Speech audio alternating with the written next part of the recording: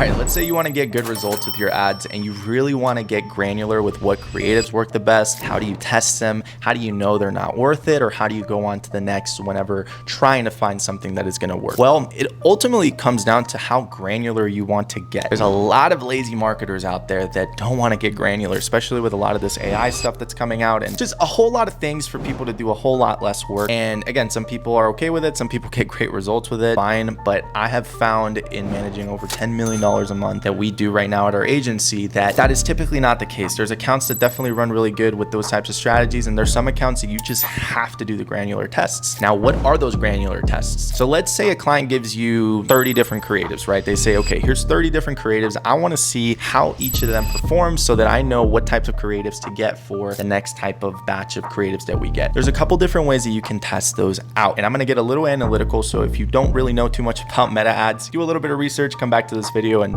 hear me out. So on the creative side, there's a couple different tests for the campaign structure that you can have, right? You can have a campaign where you let the budget dictify basically where the audience is and how many of those creatives the budget goes towards, right? So you can put the budget at the campaign level and you're not testing out a new audience or anything like that. And you're basically letting the budget be spread across every single one of them. Now that's either a CBO or that can also be an ABO because you can still do that at the ad set level and set up multiple creatives underneath one ad set. Problem with that and where I've seen the issue is that let's say you put 10, even 10 creatives, right? Not all 30, 10 of those creatives under one ad set in a campaign and the budget will most likely just go to one or two. It always happens, right? And that doesn't necessarily mean that one or two creatives that were getting the budget are the winning creatives, right? A lot of marketers early on in their times make that mistake where they're like, yeah, those are the winning ones. Let's get more like these and call it a day. No. If you really want to get granular to it, what I would suggest doing, and you got to be cautious with this because how much you spend per ad set is also something that you want to kind of ride a fine line with because it puts you in a different auction depending on how much you spend per day. But let's just call it that this client has a product where you can swing anywhere between a $25 to $50 a day ad set budget per ad set. I would go slow depending on how your budget wants to spend or how your client wants to spend their budget. But I would set up 10 to 20 different ad sets, right? Or I would go maybe 10 at a time, 10 per week,